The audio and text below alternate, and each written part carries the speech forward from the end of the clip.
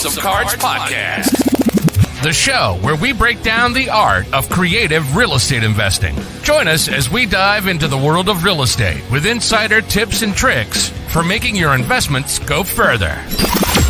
From buying with no money down to flipping properties for profit, we've got you covered. Plus, stay tuned for expert guest speakers who will share their knowledge and experience in this ever-changing market. So grab a seat and get ready to learn the secrets to success in real estate investing. And now, from Alaska to New York, your hosts, Chris James and Jesse Stanton. Yo, what's going on, guys? Good morning. Good morning. Chris, you're muted again. I don't know why that happens literally every time. Like, for some reason, I don't know if, like, does it automatically mute you? You hear me now? I can hear you now. I am here. What's going on, man? How was your trip? Did you get a boom and everything? I don't think you had a stick last time. I spruced it up a little bit. Man, look at you. New office, new coffee, new boom mics. Dang, I love it, man. I love it, bro. Yeah, man.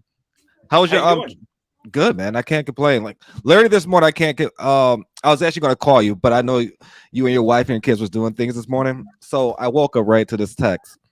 And Sean, if you're watching, I'm gonna say it. I'm not sure if you want me, I should probably actually before I was gonna disclose this, but so Sean Bolton actually reached out, and he's actually over in PA, near Beaver County. I'm not sure if you're familiar with that, but he's there's a place in Utah called Beaver, and when you it's a city, and when you're driving through it, it says "Welcome to Beaver." Oh shit! Okay, and I always thought that was kind of funny. So anyway, yeah, no, continue. But no, so he reached out. He's actually an investor / realtor, right? But he's having trouble, with the creative finance world. So I thought that was pretty neat that he actually found me through Transparent. I didn't know I was in this Facebook group, but now I actually searched. I'm actually in one of the PA Pittsburgh groups. But long story short, he reached out because him and his brokerage, they had a decline in sales in regards to revenue that was coming in over the last 6 months. And I thought that was pretty neat. On the brokerage, or is he just working for the brokerage? He's part of the brokerage. Okay. They just recently had a meeting, and he was just kind of disclosing some of the information that was happening within that brokerage, and he was asking specifically, what does it look like? Where, how can they literally change the dynamic of the brokerage? How can they really get their sales back? What does that really look like? And it's subject to illegal. And that's what he asked you. Subject to illegal, and as people already know that if those who invest in PA, they know the laws changed very dramatically over the last year, especially when I first got into just real estate in general. You know, wholesaling was a big thing, more so, and specifically the newest law that passed recently was a lot of title companies and attorneys are not doing assignments. So there's ways around it, right? So there's a lot of ways around it. You can either say consultant fee, management fee. There's so many different ways you can the terminology, but they're moving away from assignments. And so you just don't want to say assignment fee. Exactly. Is that no, that's not the same in Illinois, right? Like that's not one of the ways that you can bypass doing more than one wholesale deal in Illinois, or is it? It is. The terminology, is that a loophole? Changing the terminology, and more so specifically, I know PA they just passed. Actually, I sent an email this morning to one of the title companies that my go-to one. And more so specifically, they're moving towards, they said, one of their regional directors stated that you only could technically wholesale one deal a year. Unless, hey, what's going on, Pansy? Good to see you. Unless specifically you have a realtor within your entity, which I thought that was kind of interesting. That is interesting. But I don't know. What do you do? You just modify the operating agreement, right? And that kind of leads to a point, because he said his brokerage is struggling, and now him as a realtor for the last 8 years, he was doing very well. The brokerage now has got a decline in more so demand, I should say, right? Because a lot of sellers are either in situations they can't really help.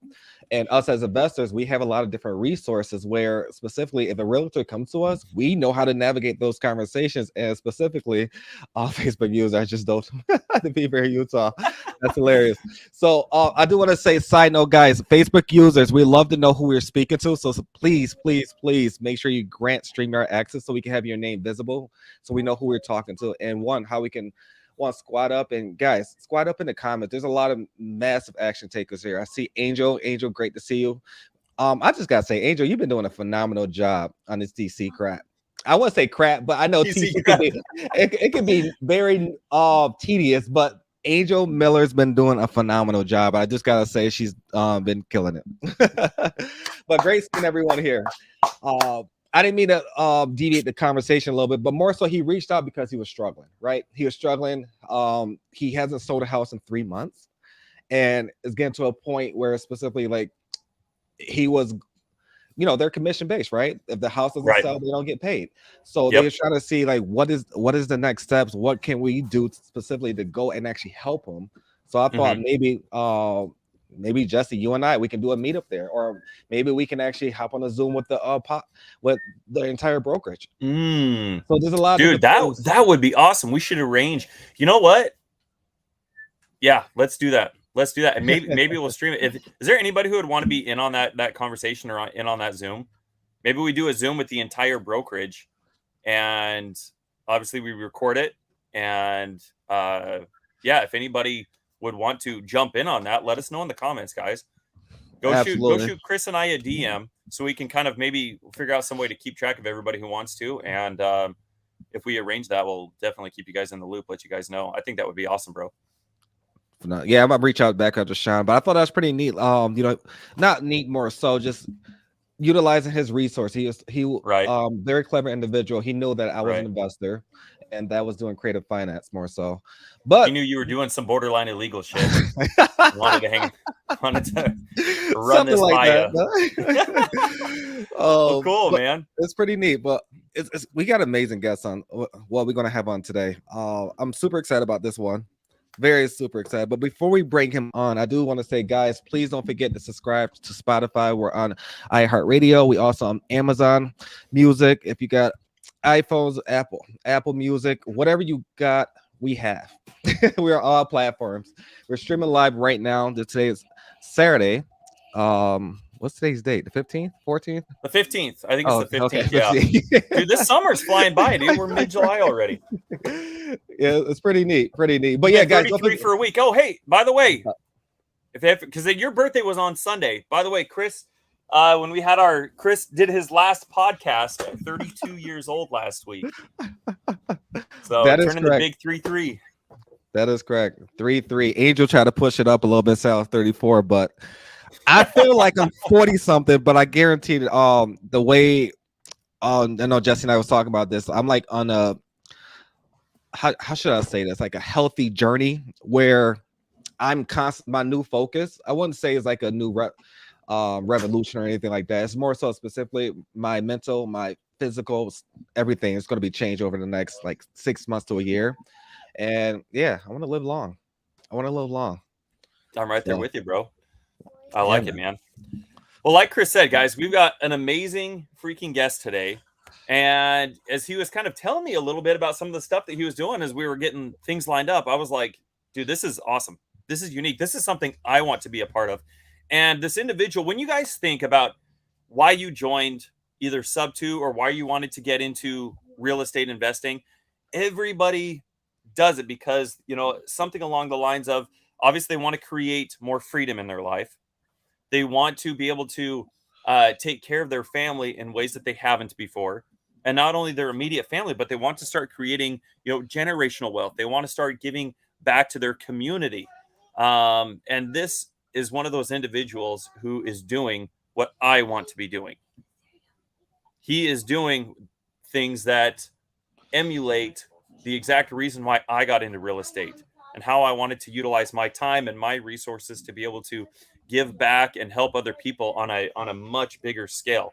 And we're going to be diving into a lot of the stuff that he's involved with, what his business looks like, and how you guys can take that information and make it your own, include it into what you guys are already doing, and hopefully get a little bit more clarity and direction and everything from our guest say. So without further ado, what did Sean say? Great. I'm the one who went through Beaver.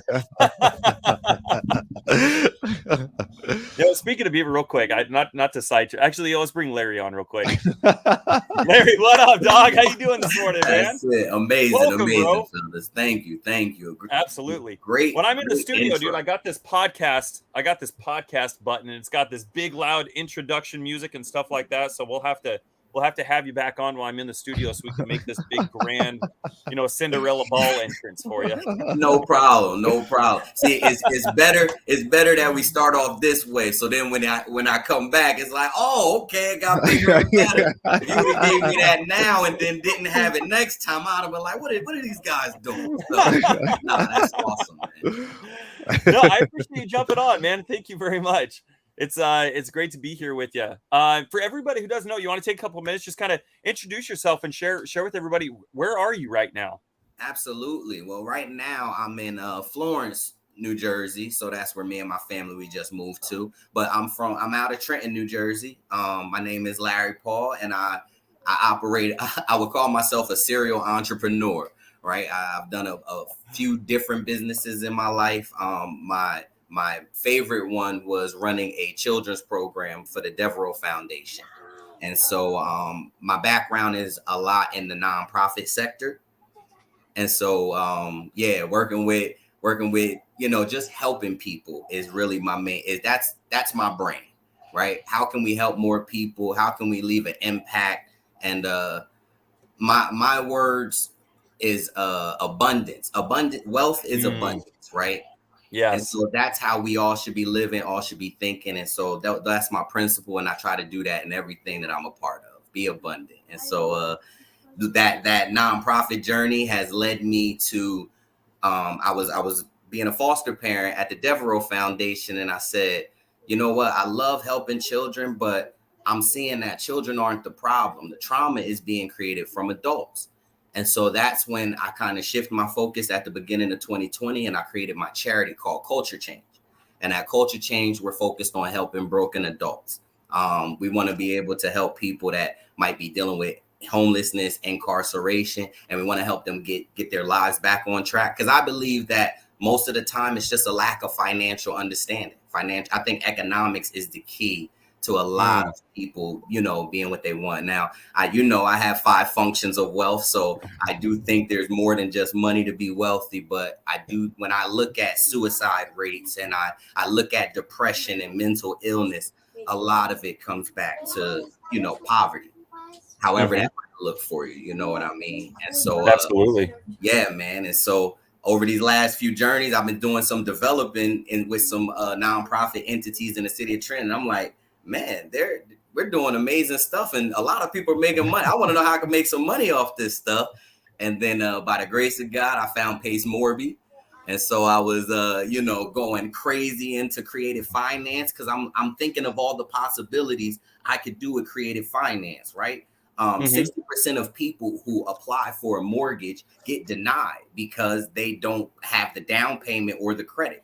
So with creative 100%. Finance, now we can help that 60% of people who can't qualify, right? So that's what really brought me to it. And then I learned about the community, right? And so the Sub 2 community, I'm a part of a few amazing communities. So when you recognize it and you understand what value is, it's easy to join a good one. You know what I mean? And so I actually met Jesse from joining the Sub 2 community. And as you can see, it has some awesome, amazing people in it. And I'm excited to be here, man. I really am. Well, we're grateful for you, man. Thank you for sharing that. And thank you for being here as well. How long have you been in Sub 2 now? I actually have only been in Sub 2 for a month. I joined June 16th. So today is like my official 30 days. And I actually met Pace the week after because we had a meetup in New Jersey. We had a New Jersey meetup last month, and he actually came out to there. And so I drove up to Newark, hung out, met some amazing students and everything. So I feel like I've gotten an amazing crash course in the first month. Is that good? Is that bad? Do you Right. have clarity on what you're doing right now, or are you just kind of testing the waters, trying a couple different things, seeing out what your flavor is, and then gonna make a decision from there? Let me tell you the best thing I've ever encountered when I joined Sub 2. That was understanding avatars. Okay, Dude, yes. When you understand, right, that as an entrepreneur you're doing all 19 things, right? Yep. And so it's foreign to you to take a step back and choose one, right? And Yep. so I went to school for accounting, so I have an accounting degree. I'm looking at things like, okay, transaction coordinator. I'm thinking, but really, it made it very easy to target what I want to do and how I see myself. So me personally, my avatar is a capital raiser, and that the reason why is money does not shock me.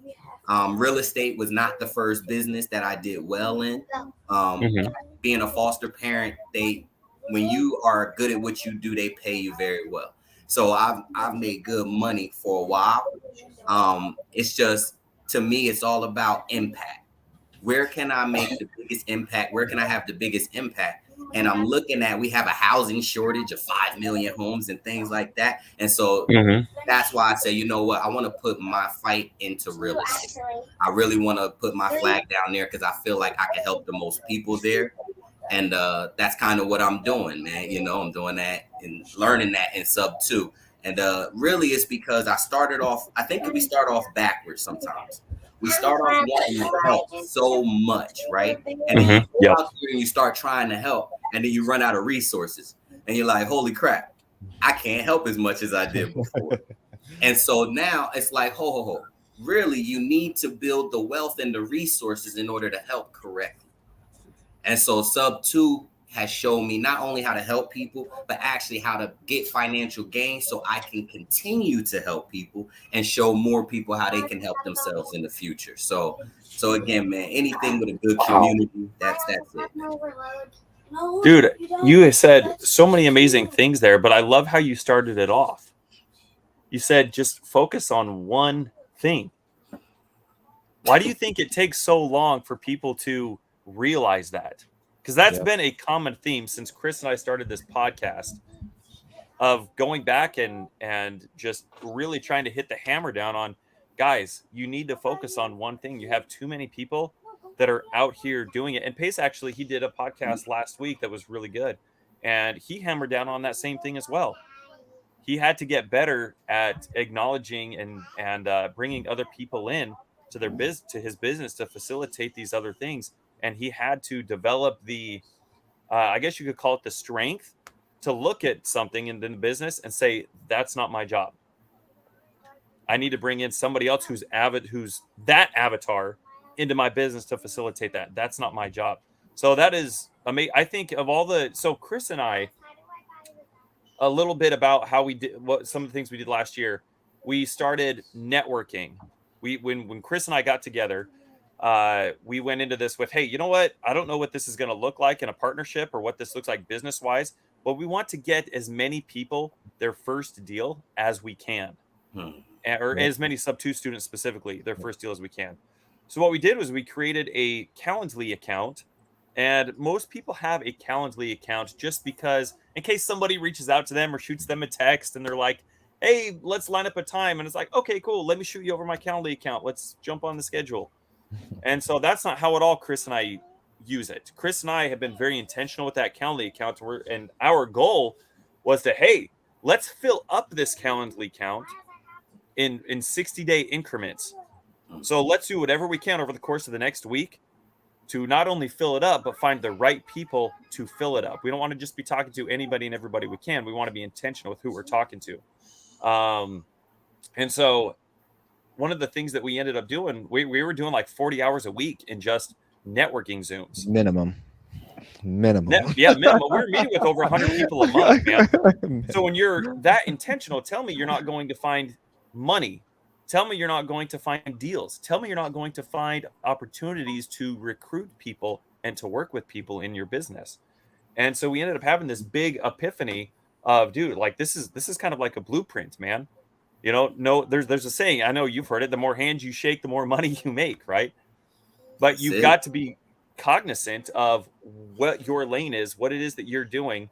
I think, especially when it comes to setting goals. Yep. Towards the end of the year, come November, December, when people start setting their goals, they say, "Oh, I want to make 20 grand by the end of the year." But then come January, Larry, they're doing anything and everything that they can to make money. They're calling people over here. They're stacking lists. They're getting into CRMs. They are texting. They go out door knocking. They're calling probate leads. They're That's working it. Facebook. They're trying to talk to buyers. They're trying to raise. They're literally doing all of these things by themselves, and they're all over the place. And then wonder why in 6 months or 12 months or 24 months, why they haven't done a deal yet. So I think the point that I'm trying to get here is, I think is just the neatest thing to talk to somebody. I think you're the first person I've ever talked to who's a month into sub 2, because most people join sub 2 and they're like, wow, I've got the keys to the kingdom, but I don't know which door to start. And I think you are the first person that Chris and I have talked to since we've been business partners who are like, oh yeah, you joined sub 2, you got all this wealth of information, and I know exactly how I'm going to leverage it, and I know what my lane is. I know what my superpower is. I'm going to stick to that one thing. How did you come to that realization? Do you have you been doing real estate before joining sub 2? Have you? I mean, I know you said you're a serial entrepreneur. Yes, I have some. Okay, not as an investor, right? My father and uncle. So I've always been an entrepreneur because my dad and my uncle have a contracting company out of Trenton, New Jersey, right? Mm-hmm. So I always seen the fix and flip side of things, right? And understood that whole aspect. But I'm also a licensed public adjuster, and so I always known real estate is a way that can help a lot of people and give you financial freedom. I didn't know what I wanted to do in it, so I just did a bunch of stuff. I took I could have been a licensed realtor right now, and Pace would be calling me all types of names, right? But because I took the real estate course in New Jersey and I passed it, but I didn't become a realtor because I just wanted the information and I wanted to just gather stuff. So the reason why it's looking like I just know what I'm doing is because I have a lifetime. I'm 35 years old. And so I have a lifetime of going through experiences and kind of learning myself. And when you know yourself, you make decisions faster. Most of the time we don't make decisions fast because we don't trust ourselves. Yeah. Right. And that's a crazy thing to think about, right? And so so once you start mastering, again, the 5 functions of wealth, we're going to get to it, man, because I'm telling you that is my secret superpower. You know what I mean? It's something that I've been studying. I was big in sports as a kid. And so I'm watching, and I always knew physical wealth equals being wealthy, right? If I can run and jump the highest, if I can run the fastest, then I can make a lot of money, right? And so I always seen that. And then I always seen like people who were really smart, right? If you're really smart, you can make a lot of money as well, right? So you got that mental aspect. Then it's easy to see money that makes money, right? Banks, things like that. Right? We all know what financial wealth looks like. But the two that really trip people up and take the longest is emotional wealth and spiritual wealth. All right.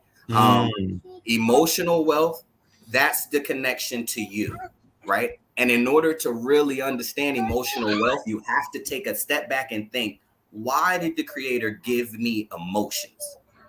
And when you think about that, it's like, okay, the only 2 things I get to do by myself is I get to think my thoughts and feel my feelings, right? So those 2 things are for me. It's not for anybody else, right? Yep.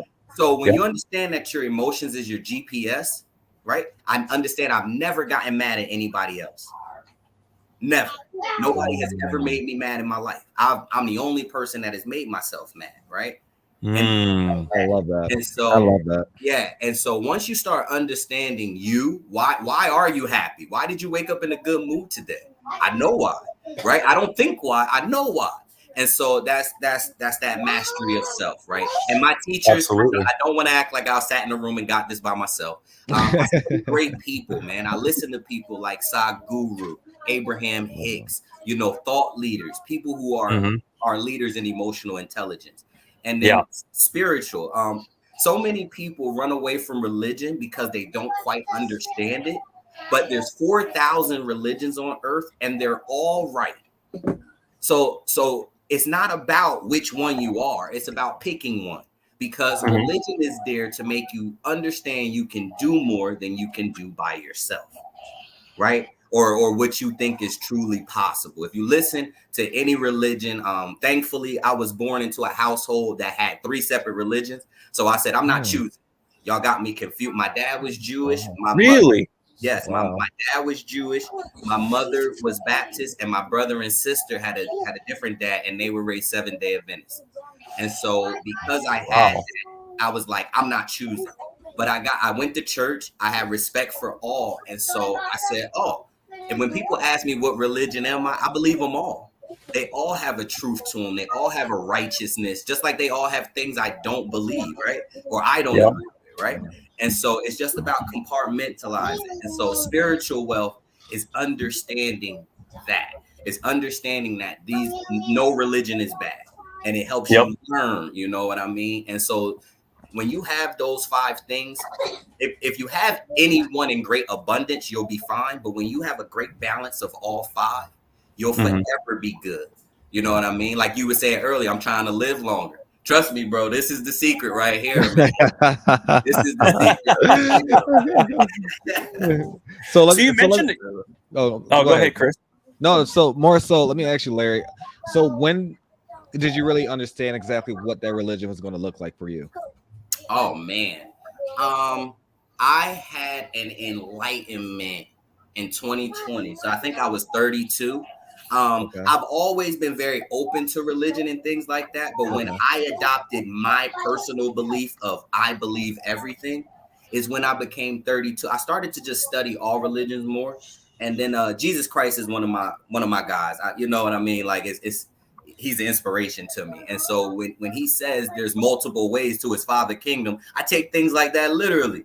You know what I mean? Yeah, absolutely. And so that's where it comes from. Just listening to people when they speak. Some people think I'm naive. I just tend to believe people until they give me a reason not to. Absolutely. And I like to think the best possible reason for why they're telling me something. You know what I mean? It's the opposite of what our brains normally do. If somebody came up to me and was like, Larry, here's $1 million. The normal person would say, where'd that come from? Why you giving me $1 million? I ain't messing with that. My brain process going to be, hold on, brother. First off, let me pray for you because you just gave me $1 million. Doing something, right? And so it's a way. It's funny. It's a thing that's been developed over time, but I think 32 is when I had it. That's also when my son was born, you know. And so I became a parent for the first time, and I had different emotions running through me. And then the George Floyd situation happened within a week of that. And so I think that is when I was like, you know what? I'm going to really set my own mark. I'm going to be a little bit more individual. I want to do my own thing. I created my company Culture Change on June 1st. So from May 19th to June 1st was like this 2-week craziness. I called all my friends. I told them I'm starting something. I'm doing something. And it's crazy, man, because all of them still are here to support in different ways. Because you know, when you first start something, you're like, I need everybody to support me. I need everybody to support me. You don't realize what support looks like yet. Some 100%. People are going to give you money. Some people are going to share you. Some people are going to just talk good about you when you're not seeing it, right? And so support happens in different ways, man. But yeah, man, 2020, it gave me a chance to sit down, just like everybody else, being locked in a little bit, and I learned about me, and that's when I kind of got this mindset. I love Dude, that. that's phenomenal. I think I started my mindset journey in 2020 as well. Well, actually, I had a few events that happened prior to that. That really kind of kicked it off, but I really started deep diving on my mindset in 2020. And I had I used to be in the Air Force. I did 14 years in the Air Force before I got out and did real estate full time and all the things. And yep, you bet. Thank you. I appreciate it. And I got to a point, a lot of people here who can resonate with this. I remember going into work one day and I'm just sitting here looking at everything that I'm doing and I wanted to do more. I knew that I was capable of doing more, but I was limited because of the environment I was in, because of where I was working, because of the people that I was around. When you're in that corporate world, you're limited on advancement based on what the people above you think, and what your peers think, and you really don't have that freedom that you have as an entrepreneur to really test what your capabilities are. I remember thinking, and I'm just looking at my paychecks. My wife was going to nursing school at the time, and so we're on a single income. We had 2 kids, and we're actually just talking about that. We're down in a place called Kenai right now, camping. We got our family and everything going down here, going fishing and stuff. And on the way down here, we were we were telling our kids, we're like, man, you know what? When we had $8 on a Friday night, we were like, bro, we getting not only some pizza tonight, but we're getting some crazy bread to complement that at Little Caesars, baby. It's gonna be a good night. And I remember just looking at my paycheck every 2 weeks, dude, and I'm like, gosh dang, man, I am meant for more. I am not being paid what my true worth is. I had this huge epiphany, man. And so I started looking at different opportunities inside the Air Force and outside the Air Force. And there was a position that I went and applied for called OSI, Office of Special Investigations. Now think of it like the FBI. Mm-hmm. It's that you're still a federal agent, except your jurisdiction is specific Air Force matters. Gotcha. So I was like, man, something like this might be kind of neat, because when you're in the Air Force, like OSI is kind of seen as like the top tier, the boys, Mm-hmm. And so I went to this job fair one time. There's like 150 people in there, and they're kind of giving everybody a little spiel on what to expect and all that kind of stuff. And at the end, they said, go ahead and email your resumes to this. And they pointed at the email address they wanted everybody to send it to. And so we left, and everyone created their own resumes and sent them in. And they were picking 10 people to move forward. But out of the 150 people, they were only hiring one person. And I was fortunate enough to get called in for an interview. And as soon as I did, obviously I was excited. I was excited as hell. But man, that week leading up to the interview, I was so nervous, bro. I was losing weight. I was just anxious. I was Eminem, dude. I was Slim Shady. I was like, hands are sweaty, knees weak, palms are heavy, dude. That was me, bro. I was like, bro. So I remember calling my dad on the way to the interview, and he said something to me that just completely changed. Here's where I would really say my mindset journey began. But he said something to me that completely changed my mindset. And he said, you know what, Jesse? He said, just go in there knowing that they need you more than you need them. He's like, just the way you are as an individual, your character, the way that you carry yourself, the way that you communicate, the way that you interact and make friends and help people. He's like, dude, they need you more than you need them. He's like, if you don't get it, who cares, man? They just lost more than they would ever gain. And whether that was true or not, is irrelevant. But the fact that I believed it, in my head, I believed it. I was like, dude, you know what? You're right. So it was crazy, because as soon as he said that, these thoughts are going through my head, and I walked in there a little more confidently. I saw myself from a different perspective. Yep. And I remember walking into the interview office, and it was a big white room. It almost looked like an interrogation room. And there was a chair that sat in the middle, and there was a panel of about 7 special agents that sat at the front of the room. And for about an hour and 15 minutes, they're just pinging off questions. But I was so much more comfortable going in there. In my head, I might as well just kicked up my feet on a desk and said, all right, boys, what's going on? How was your morning, John? But anyway, long story short, that's where my mindset journey began. I ended up getting a phone call that night and saying, hey, you're moving forward. I just thought that was so stinking cool. They ended up calling my supervisors in and other people I worked with, and to start the background check. And they actually told my supervisors, they said, Jesse did not only better than all the other 10 people did that day when he interviewed, but he did better than all 7 of us did when we were in his position applying for it. And just getting that feedback, bro, and complimenting that with my dad's advice, like, was the craziest thing, man. And it's something I still think about today, going into and approaching things from a mindset where I think I'm not capable of, or I'm not ready for, or, whatever. So I love that you said that, man. Like, mindset Yeah. is everything. Life is mindset. Do you know where all original confidence comes from? No. Other people. So one thing I didn't mention earlier about my enlightenment was I had reached out to a bunch of people, family and friends that have known me for 20, 25, 30 years. And not only was I telling them about my idea, but all of them were telling me things they thought and felt about me that I couldn't see. Right. And so as I'm having these conversations with them, I'm learning about me as I'm talking to them, which is helping me refine this idea that I'm putting together. Because I'm like, oh, they see me like this. And they see, because our eyes are outward. I've never looked at myself. And so the only way I can evaluate something is by listening and trusting other people. That's it's funny. That's where all true beginning confidence comes from. Somebody telling you, hey, you did that really well, or you do that really good. You know what I mean? And in your story, your original confidence came from your dad. Kind of don't worry about it. And then once he told you that, you went in there, you ain't worry about it. You know what I mean? And so and it's funny because we say things like, don't worry about what other people think. It's almost impossible. We are designed this way, you know what I mean? Especially when they mean something to us, you know what I mean? And so, oh man, that story just triggered a amazing thought.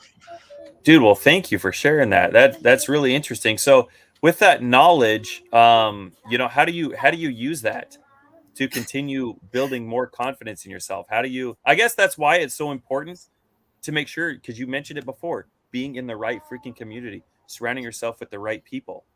And that's why you hear a lot of entrepreneurs say, hey, you know what? When you listen to the advice, for the most part, I don't know that I would use this as a blanketed statement, but for a lot of people, it's true. When you listen to the advice, I think it was Andrew Carnegie, as a matter of fact, who said it. When you listen to the advice of your friends and family, that's why most people don't become successful. And it's not that they're trying to keep you down, but they're just concerned for you. They don't see the vision and everything. Hey, are you sure that's risky? You shouldn't be doing that. Debt is bad. We don't talk about money, etc. And then the other side of the road, you join Sub 2 and everybody's talking about debt. Everybody's talking about how to make money. Everybody's talking about all these things, and it's a completely different mindset. And when you're intentional with surrounding yourself with those types of individuals in that same thought process, I guess to your point, man, that's where you start seeing that confidence grow. Absolutely. And then those people in those groups, although we don't know them or have great rapport with them, we know that they have an understanding of our topic, right?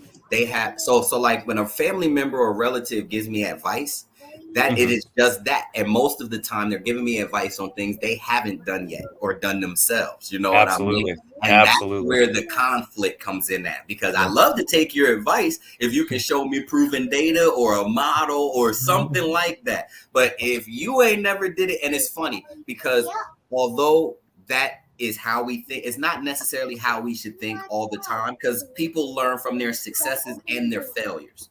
Right. So people could be teaching us from a failure and we're like, well, you don't have that stuff. And so we're not listening. Right. So you got to kind of have some evaluation. But again, I like to say it like this. Right. A lot of people need trust. I operate in faith. All right. So I don't need to trust you. I don't really need to see. I don't need to see your results or anything, because how good you are at what you do is going to show, right? Like Jesse, before I came on here, I didn't send you my culture change website. I didn't tell you a lot about it, but after speaking with me, right, you kind of can see the wisdom of I'm working in it, right? Absolutely. And so it's that you can't hide that. You know what I mean? You can't manufacture that. You can't fake that. And so this is why when you hit a certain level, people are like, but you're not worried about telling everybody this information so you compete. No, you can't. You know, it's hard to compete. You're not really competing with me. You know, I'm gonna tell you could try it, but you know, until you do it, we ain't really competing. You know what I mean? And so no, man, I love it. I believe information is to be shared. So as soon as I learn something, I like to, you know, I want to share it back. I want to cross-reference it. I want to test the theory to make sure it's solid. And then if it helps people, man, let's send it out to the masses. You know what I mean? Dude, I love that, man. I love that. All the competitions at the bottom, dude. Everybody who's in the mindset of, hey, are you worried about this? Are you worried? Like all that shit is at the bottom, bro. Everybody at the top is collaborating and making money together. So while everybody is spending too much time overthinking, you know, trying to figure out, you know, they spend a month figuring out what freaking CRM they're going to use. And then they don't want to tell anybody, and they don't want to, hey, this is the list I'm going to pull. I don't want to tell anybody. Dude, everybody at the top's already making money, sharing ideas and collaborating, man. That's it. More vulnerable with the things they can't do. Yep. You know what I mean? That's what for me, that's the major difference. Yes. You know, I walk in a room and tell people, man, I do not like generating leads. I don't like it. But if you send me a lead, I know for a fact I can close it and I can do everything else in the process. I just know so I'm not ever going to waste time trying to do that. I'm going to partner with people who are amazing at that. Right. Because they want someone, because they're going to hear me talk and say, oh yeah, he could close. He understands creative finance. You know what? Yeah, I'm partnering with him. And that's the value. You know, that's the value. And so 100%. Yeah, man. That's amazing, Larry. That's amazing. So with everything you just stated right there, I'm pretty sure you face a lot of obstacles, right? With just family, friends, whatever that looks like, social media in general, right? People always judging and because I know I'm going through like people that's judging, like what is he really doing? Oh, go ahead. No, I'm sorry. My wife is asking me for something. Oh, you're good, bro. You're good, man. So guys, as you can see, Larry is sharing some phenomenal things is just about what he's doing. I think that's great that a lot of people don't have patience for fostering. I think fostering is a lot. It's a lot. I know a lot of people who does it and then instantly regret it. And I truly mean that. People regret doing that. But he took it and actually built from that. Because he genuinely wanted to, help these individuals out. And two, he expanded on helping families, not just for little kids, but families out there find another resource to come to Larry and his culture. And I think that's phenomenal. And I know, Larry, you and I was talking prior to this, and I know it's locally, but I know you're trying to take it nationally, correct? Mm-hmm. So what is your vision on how you're going to do that? What does that look like? Easy. Real estate, financial literacy. That means understanding how money works. So like money was created to keep creating more money, right? That means it's not really finite. So we shouldn't have that it's going to run out mindset. If it runs out, we should just be thinking, how do I go and get more? We should never stress about it running out, right? Absolutely. And so how do you get people to relax when they don't have no money? You got to show them where it's at, but then you also have to share your resources with them. So I throw community events in the community for free. Me and my charity, we normally do about 3 big events a year where we don't like to pay. We don't want anybody to pay anything. We just come out and enjoy the event. So that way, even if you don't have something, you're still enjoying something. You have a place where you can take your kid, they'll get to participate, and you'll be around other people in the community, right? And so it's more so about just teaching people. When you get around more people, economics is going to happen. You're going to meet people that do things and have things that you want or need, right? And then and if you meet somebody who has a good business, eventually they're going to need you too. It's just all about when and where, right? I'm good at reading financial statements. I'm good at raising capital. Almost any business in the world wants to talk to me. You know what I mean? And so, 100%. and then it'll just be about how can I help them. So what's my plan for culture change? I focus on inner city. So I'm from Trenton, New Jersey. That would be considered like a ghetto, a hood, right? And so my original plan was to focus on places like that, right? So I had to understand places like that are dealing with drugs. They're dealing with incarceration, violence. So I had to study that stuff. Why do people take drugs? Oh, because they don't feel good. You can give me any reason for why they don't feel good. But the reason why I'm taking a drug is to enhance my feelings of this time. Whether it's I'm at a party, I want to have a good time, or I'm having a bad time in life, I need to forget this. It's to make you feel better. So how do we make people naturally feel better so they don't need like they got to feel like that? Well, you don't have to do that. Just ask people what they want to do and help them do that, and they'll feel better. You don't even got to figure out what will make them feel better. Talk to them and just say, hey, what are you doing? And just naturally help. You know what I mean? And so that's where I started, getting into mental health. And I already did that with the kids, but I had to really start deep diving into emotional, because a rich person can commit suicide, right? So money don't make you feel better, right? So I really had to do a deep dive into how emotions work, why we have emotions. Depression, a lot of people, like I was telling y'all earlier, our emotions is a signal, right? If a depressed person, if you ask them stop being depressed, they would tell you, I want to, I just don't know how. Depression is a signal you're being sent because you're thinking the wrong thought. Now, the thought could be, I'm a failure, I'm not good at this, I'm terrible. That thought is making you feel depression.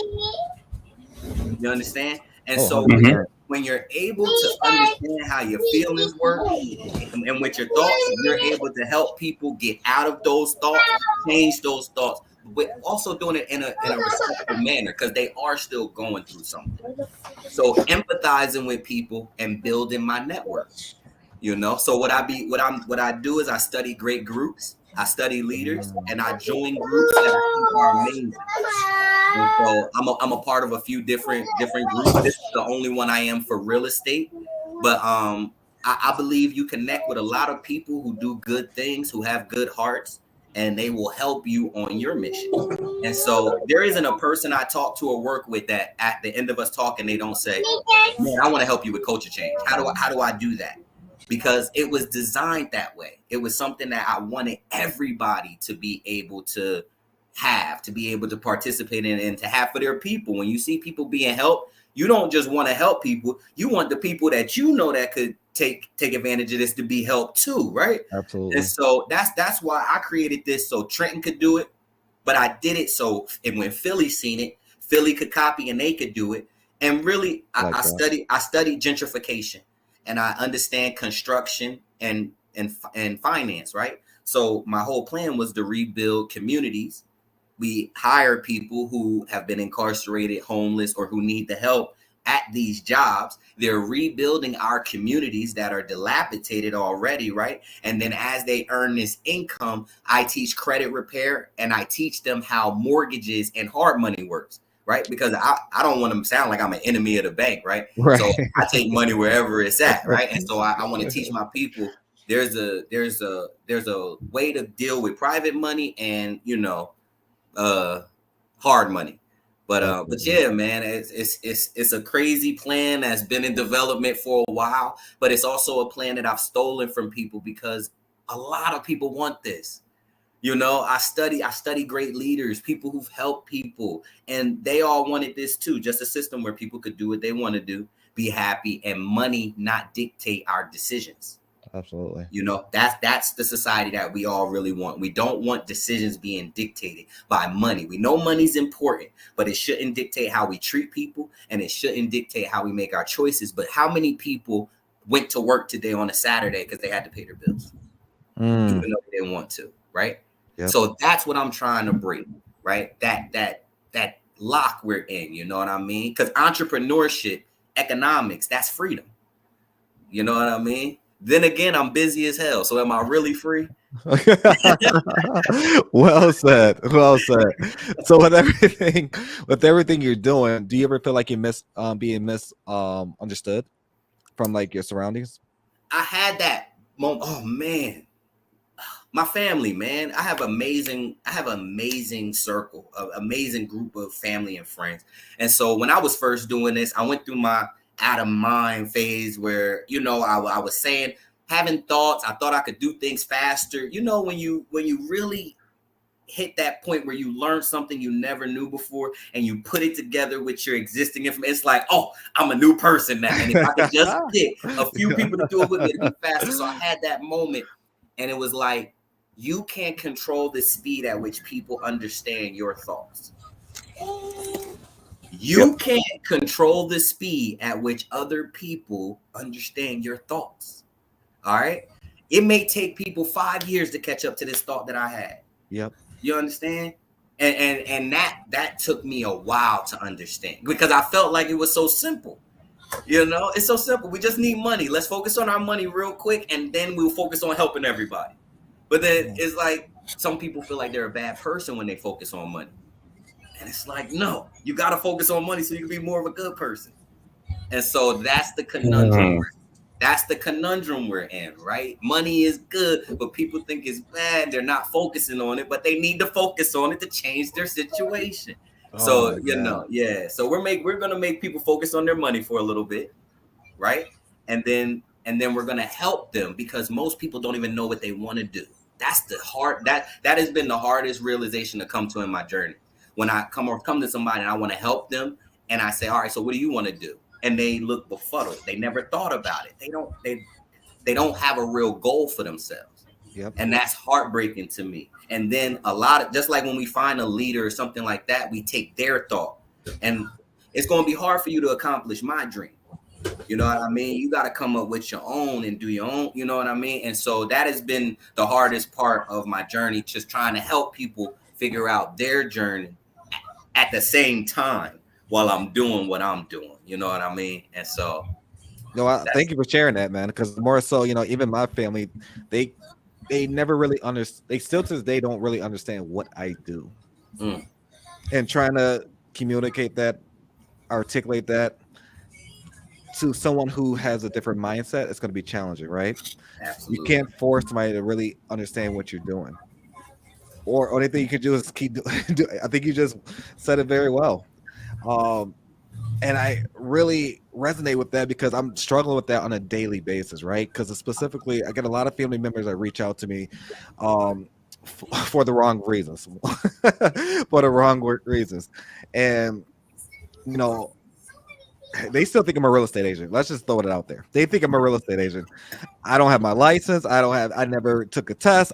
They think when they hear real estate, there's some more of that illegal stuff Chris is doing. That's it. This is representing people with no license. And that's basically what I go through on a daily basis. And it's okay. I learned to accept that, right? I learned to really understand that you can't change somebody's mindset, especially who's been 40, 50, 60, right? My parents, I can't change their mindset. I can attempt to try to explain what I do on a day-to-day, but they will never fully understand it. Only I would truly fully understand it. Yep. You will never change somebody's mind by telling them anything. You got to prove them wrong. And once you prove them wrong, they'll admit it. That it's the show and prove thing. See, especially from our culture, is before I change the way I'm doing stuff, you got to show and prove your way. And it's like, dang, bro, I know this will work. I need your help to do this more. You know what I mean? And so I understand what you're saying. But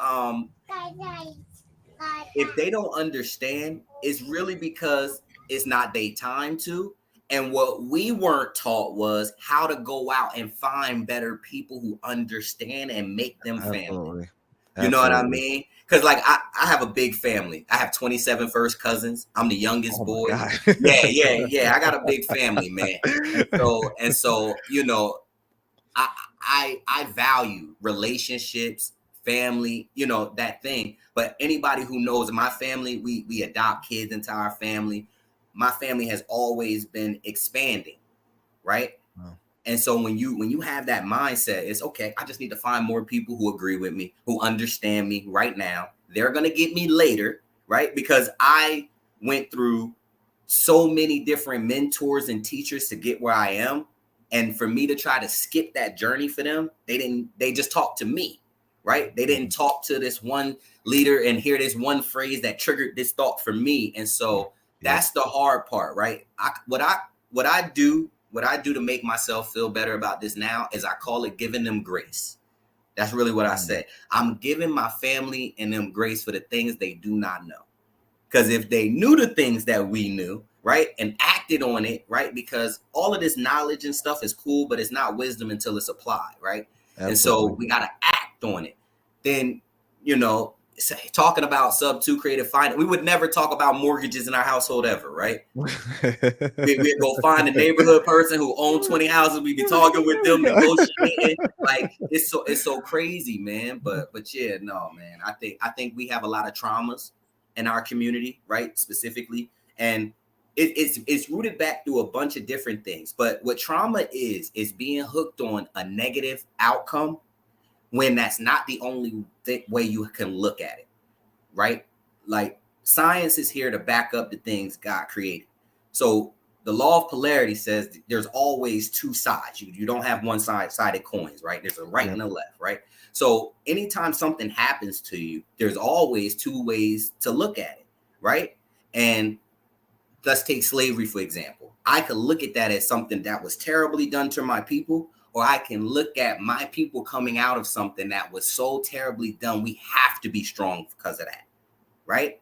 Same exact situation, same exact thing, but now I have pride, love, and respect instituted as opposed to hate, blame, and disrespect instituted, right? Same situation. That's what trauma is, locking into the negative.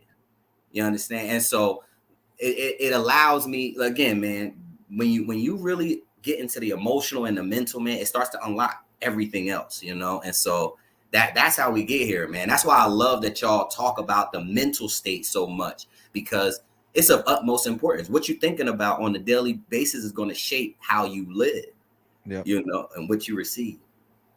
Absolutely. I couldn't agree more. And with all the organizations you have, I'm pretty sure you faced a lot of obstacles, right? And more so, what is your biggest failure you think it was? My biggest failure actually happened 3 months ago. Okay. I was doing a redevelopment deal in Trenton. It was a $45 million deal. And everything was looking good. I had a great team. But at the end, because I didn't understand the financing 100%, the deal fell through because we didn't have enough money up front. Fast forward right now, being in the sub-2 community. If I was in the community I'm in right now, the deal would go through, right? Yep. So my biggest failure happened 3 months ago, and then joining the organization a month ago would have solved that problem for me. Wow. Right? And so failures are temporary because I don't focus on them. All I did, I looked and I said, I need to learn how to raise capital. What groups can I join to raise capital? And I looked at a bunch of different ones. I ran across Pace Morby, and I joined this group so fast it wasn't funny, because it wasn't about raising capital. It was about relationships. Yep. And that's how you raise capital.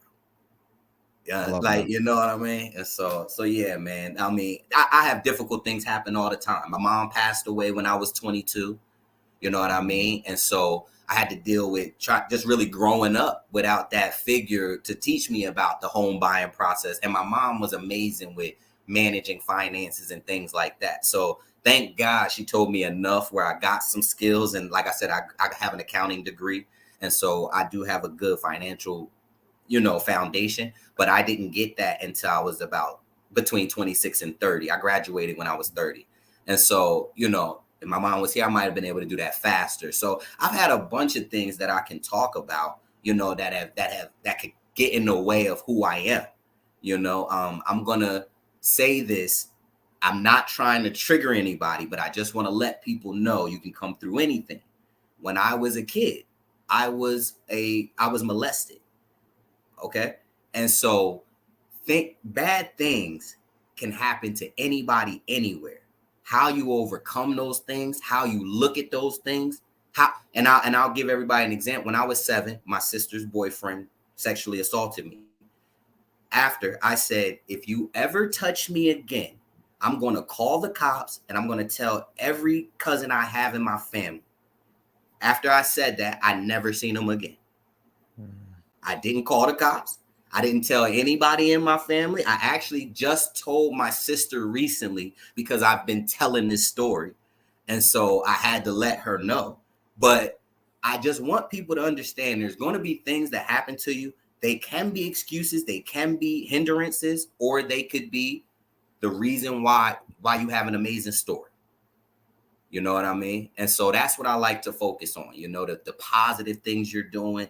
And I don't mind talking about anything in my life because I've overcome it, right? It's really about the overcome. If I was still in the poverty, people don't really want to hear my story too much. It's more so because I was able to come out of it, right? With a better mindset, with helping people, empower other people and things like that. Well, one, thanks for sharing that and being vulnerable. I 100% agree with you. Everyone has a story, right? It's just a matter of what you do to get through it. It's going to be pros and cons. There's going to be a lot of obstacles. There's going to be a lot of failures. And I more so, you know, Jesse and I can definitely relate. You know, we have a lot of obstacles within our business. It's just a matter of getting through it, learning, going through this experience to actually get to the finish line. And what you just shared is a true testament of where you at now. Because potentially if that didn't happen, you probably wouldn't be here today. You'd probably be somewhere else doing something else. Absolutely. So I truly am a firm believer that everything truly happens for a reason, whether we like it or not. And I stand by that day to day. Because there's a lot of negativity out there in this world. And your spirit, your whole entire like aura is positive. And I love that about you. You can definitely tell just speaking with you. Just I know for a fact, if I ever walked on the met you on the street and just had one conversation with you, I know for a fact you genuinely mean what you say, and you're gonna do what you say as well. And that's one thing Jesse and I really like about a lot of people. Like, just be yourself, be genuine, and that builds a relationship. A lot of people think like more so like rapport. Jesse and I talk about this all the time, but people think rapport is like, how many cats do you have? How many dogs do you have? Like, no one really cares about that. Like, it's more so being yourself, understand exactly what your overall objective is in life. And I truly want to say thank you for just sharing that and being vulnerable. Not a lot of people would do that. Man. All content is for the viewers, right? If I hide it, it's because I'm embarrassed about what's going on with me. Yeah, the people who watching this, they don't get the best experience. You know what I mean? And so we gotta be able to share the vulnerability, being vulnerable, right? And we gotta be able to talk about the difficult things. I run a charity and a for-profit company, and I just started the real estate, but you know what I mean? And so like, I'm always going through obstacles and things like that, right? But it's about learning and just continuously following the blueprint you set for yourself. Absolutely. And then you're going to meet amazing people. I know for a fact I'm going to work with you and Jesse on future things, not maybe real estate, maybe being back on the podcast, maybe for my culture change. But look at how many webs we created. Absolutely. Right? And that's 100%, bro. Absolutely. Well said, man. Well said. Well, a couple things I want to get into real quick. We got maybe about 10, 12 minutes left. I know you've hit a couple of the 5 factors of wealth. I'd like to kind of touch on the rest of those a little bit, deep dive a little bit. And guys, if you guys have any questions, please throw them in the comments. This has just been like I don't know if you've been following the comments at all. You've been here on fire, dude. The comments are going off, man. Everybody's just loves what's going on, and they appreciate the awesome. Authenticity. And like you said, man, being we really appreciate being vulnerable so that we can all take that and learn and grow from it, man. So thank you for sharing that. Awesome. Yes, I have a little trick I like to do, right? So I'll cover. I talk about the 5 factors of wealth really quick, and I covered them, but I'll go over them again. And then I have a 4-step system on how anybody can get wealthy. Okay, so I'm going to tell you guys the 4 factors, and then I'm going to tell you the 5 factors of wealth, and I'm going to give you the 4 steps. So the 5 factors of wealth. We're going to say it again. We got mental wealth, we got physical wealth. Right? So that's being in shape, taking care of your body, things like that, right? Mental wealth is reading, learning, consuming that information, get on YouTube, learn about different people, right? Financial wealth, we all know that, right? That's making sure you understand your expenses, right? Everybody's expenses is different. So my financial wealth is different than somebody else's financial wealth, right? So it's about learning yours so you can start building that, right? You have your emotional wealth. That's understanding how you work. Okay. And again, I learned things like this from leaders like Sadhguru, Abraham Hicks, even Myron Golden. And Myron Golden is going to give you some spiritual and some business. He's going to give you everything. So I definitely think this is something that's very underdeveloped in today. A lot of people don't know why we have emotions. You know what I mean? And I just want you to, I really just want people to think to themselves, have you ever heard a better reason for why we have emotions? And wouldn't it be amazing if you could control your emotions all the time, right? Based on what you think and what's going on. So even if I am wrong, try it and see what happens, right? And so that's emotional wealth. And then we got spiritual wealth. It's over. Every day I keep looking at this number. It changes on me, so it could be higher. But there's over 4,000 religions in the world. Wow. And guess what? They're all right. Now, they all have things I don't agree with. I don't agree with not interacting with people who don't live like you. How are we supposed to learn different customs and celebrate each other and things like that, right? So I do not agree with these things. However, every single one has principles that I do agree with. Right? Has a basis for morality, a foundation of how you're supposed to act and treat people and things like that, right? And so I believe all of them are derived from a good place, even though it might be misunderstood. So don't, even though the religion you may have been born into might have ran you off because you heard a few things you didn't like or things like that, look into different ones and look into studying some religion so you can do more than what you dream you can possibly do. That's why spiritual wealth is important. You have to believe there's a higher power helping you, dictating for you, really on your side, doing things. And then you'll start thinking things like, I'm getting lucky, stuff like that. And so those are my 5 factors to wealth. When you focus on upping those 5 factors in any way, and if you have an abundance of any one of these, you will be wealthy. But if you want to be able to be emotionally stable, be wealthy and feel good, you have to have all 5. And then for everybody who's here, I don't care what industry you're in. This is just a little bonus pack I give to some of the businesses that I consult with. But this is the 4 steps to get in wealthy. Number 1, you have to have wisdom. All right. In the Bible, it would say have wisdom. What that means in 2023 is get a skill, get really good at something. It doesn't matter what it is. Be a good painter. Be a good plumber. It doesn't matter what you do. Be amazing at it, right? Be good at it. Right? So focus on one thing and become the Michael Jordan of that one thing. It'll take you. And the amazing part is you're going to do that and realize you can stack skills. So I did that with accounting, right? And then I learned the tax code and all of that. So now that's ingrained in here. So now I can go out and stack that skill on the creative finance skill now, right? And then I can stack that skill on top of the government contracting skill, right?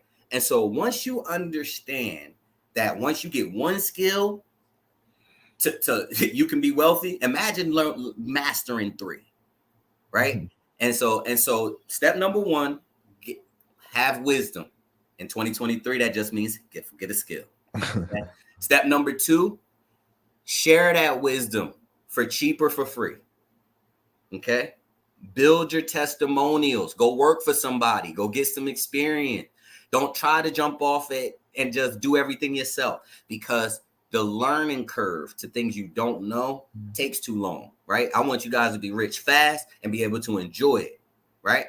So go learn from people who've done it already, right? And then and so normally the easiest way to do that is to go show your skills. That means to go donate your time to a charity or a government cause, something out there. Go and give that skill for free, or go and work for somebody. Go and get a job that's going to pay you, where you can work with the general public and show people how good you are at what you do.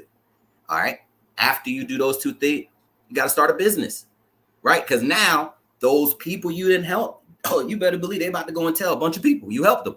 Yeah. They about to tell everybody that talk to you. Yo, Jesse's podcast was amazing. Y'all got to go and listen to this. You got to go and see. They're going to tell everybody with ears. So if you don't have a business, for those people who heard about you, when they come back, if you don't got a business, you're going to do the same thing. You're going to give them the information for free.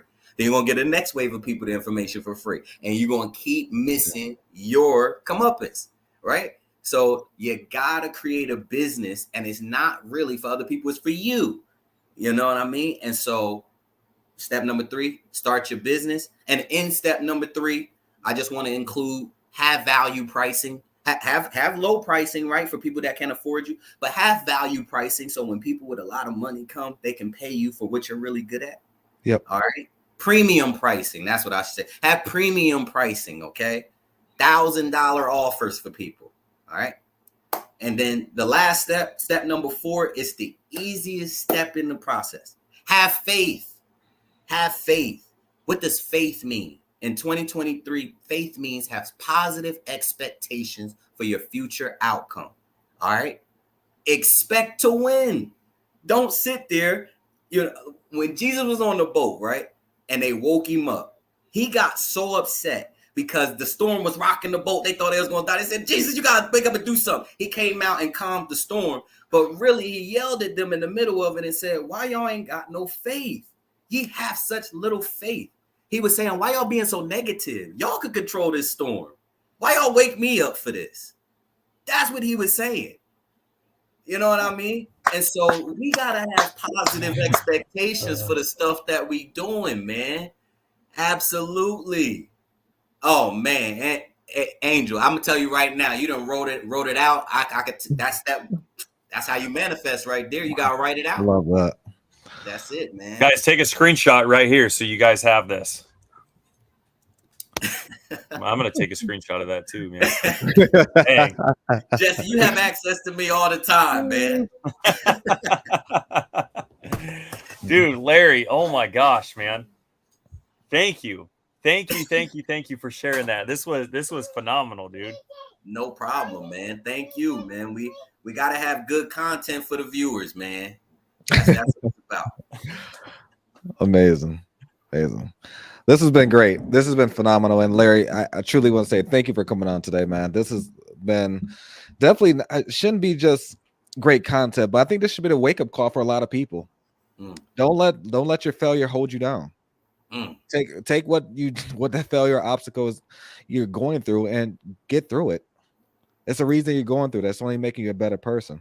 Absolutely, man. Just don't go the opposite direction and get back to that situation, but learn from it, grow from it, and just treat it as an experience in life. So thank you for just, one again, man, being vulnerable, sharing your story. I love what you're doing with your organizations. Jesse and I would love to help you, whatever that looks like, as far as your national organizations. I'm a manifesto. You're gonna have that in a couple of years. Let's make that happen for you. You're gonna be doing Alaska. You're gonna come up here. We're gonna go dog sledding. We're gonna go fishing. We're gonna go do all the things, man. Do you guys have poverty in Alaska, man? I feel like everybody in Alaska's good, man.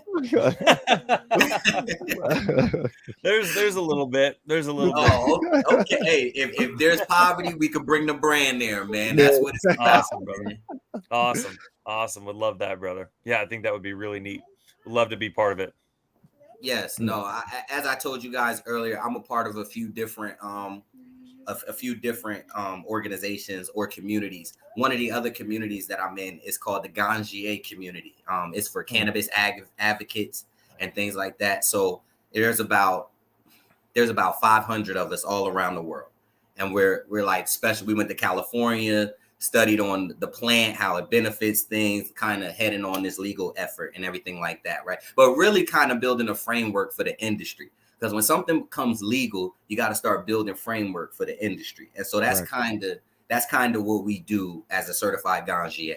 And so that allows me to travel. I work with great people in Michigan, great people in California, in Florida. Again, my charity allows me to work with so many good people. So it's about networking, man, and taking what you have to other places so they could benefit from it too, man. So any place where we could show up, help people out, man, I would love to do. We do cleanups, we throw events, anything I could do to help out, man. You guys let me know and I'm there. Thank you, brother. Thank you. And Angel hit the nail on the head. She said, thank you so much, Larry. So many things you stated today really resonated with me. You're truly a genuine and humble spirit that will be responsible for not only your own success, but for many others. God bless you, brother. Thank you.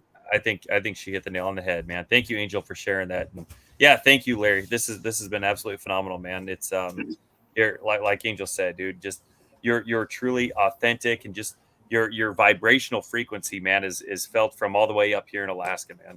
We love you and we appreciate you.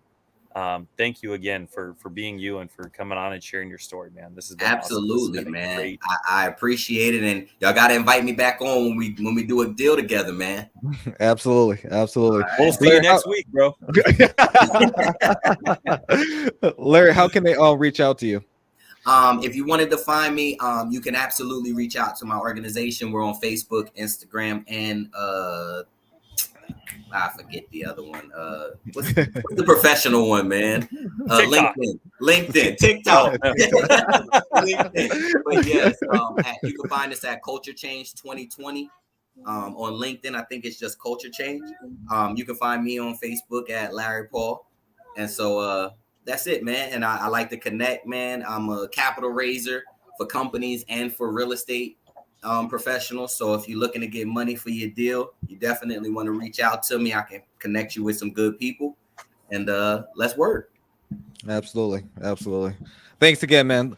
And those again, don't forget to subscribe. We got Spotify, Apple Music, iHeartRadio, and so much more.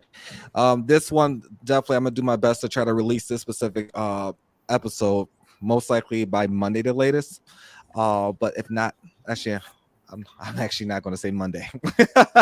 I'm gonna say Tuesday. I'm gonna try to get this one out Tuesday. I think this is a very great one. And transparent layer, I'm gonna go back and watch it because I can definitely resonate with a lot of things you said, and just more so, failure is going to happen in life, guys. So just remember that is going to happen. Not one successful entrepreneur in this world did not fail. They failed a bunch of times, and people got to really understand that it is okay to fail. If you do find one successful entrepreneur who didn't fail, please let me know. I would love to have a conversation and bring you on. Failure is acceptable. Quitting is not. Absolutely. Thanks again, guys. Guys, last thing, don't forget to join the Facebook group, House of Cards with Chris James and Jesse Stanton. We're there's about how many people in there now, Jesse? I think there's a little over 800, man. I would love everybody take a screenshot if you guys haven't yet, or go and tag Larry in it, and go share something that you guys learned today with somebody else. Yes, I am in the group, man. So please tag me. Let me know what you guys think, and tell me how I can make it better. Love it. Awesome. Until next time, this was amazing, guys. Appreciate it. Thanks for listening to the House of Cards podcast with Chris James and Jesse Stanton. We hope you've enjoyed this episode and have learned something new about real estate investing. Be sure to follow us on Facebook and Instagram for more tips and tricks. And don't forget to subscribe on your favorite podcast platform so you never miss